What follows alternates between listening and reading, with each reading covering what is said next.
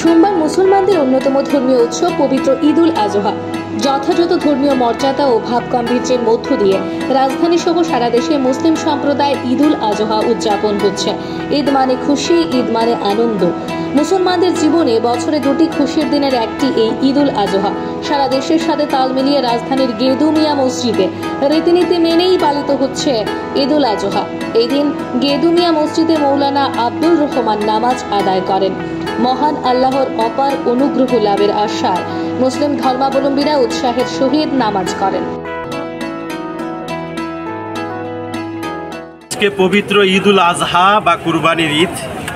আজ থেকে প্রায় 5000 বছর পূর্বে হযরত ইব্রাহিম আলাইহিস সালাম নামক একজন মেসেঞ্জার অফ গড বা প্রফেট ছিলেন। 90 বছর বয়স পর্যন্ত ওনার কোনো সন্তান ছিল না। 90 বছর বয়সের পর আল্লাহর কাছে বিশেষ প্রার্থনার মাধ্যমে অলৌকিকভাবে একটি সন্তান জন্ম হয়, যার নাম রাখা হয় ইসমাইল। তার 12 থেকে 13 বছর বয়স হওয়ার পর আল্লাহর পক্ষ থেকে নির্দেশিত হন তার প্রিয় একমাত্র সন্তানকে আল্লাহর রাস্তায় বিসর্জন করার জন্য, কুরবানি করার জন্য।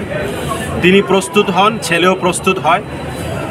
আর সৌদি আরবের মক্কার মিনার ময়দানে ছেলেকে কুরবানি করার জন্য নিয়ে যান এবং ছুরি চালান, কিন্তু ছুরি চলে না, কার্যকরী হয় না। আল্লাহর পক্ষ থেকে ঘোষণা হয়, ইব্রাহিম, তোমার ছেলেকে কুরবানি করা এটা উদ্দেশ্য ছিল না, এটা একমাত্র পরীক্ষা ছিল।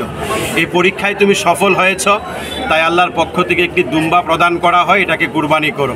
আল্লাহ পাক এই কুরবানির প্রথাটাকে এত পছন্দ করেছেন, কিয়ামত পর্যন্ত সমগ্র বিশ্বের মুসলমানদের জন্য প্রত্যেক বছর ঈদ উল আজহার দিনে এই কুরবানি প্রথাকে চালু রেখেছেন। তো আসলে মূলত আজকের এই কুরবানির দিনে বা ঈদের দিনে এটা একটা ত্যাগের উৎসব। এই উৎসবের দিনে মূলত ঈমানওয়ালা মুসলমানরা নিজের প্রিয় বস্তু অর্থাৎ কোনো একটা পশুকে আল্লাহর রাস্তায় কুরবানি করে নিজের মনের ভিতরে যত খারাপ কার্যকলাপের, আনসোশাল কার্যকলাপের মন মানসিকতা আছে, এগুলাকে স্যাক্রিফাইস করার, উৎসর্গ করার, কুরবানি করাই হলো মূলত উদ্দেশ্য। এই উদ্দেশ্যকে কেন্দ্র করে যখন একটা মানুষ কুরবানি করবে, মূলত একটা সৎ আদর্শ মানুষ হওয়ার এর একটা প্র্যাকটিস বা অনুশীলন। এবং এই কুরবানির উদ্দেশ্য শুধুমাত্র মাংস খাওয়া নয়।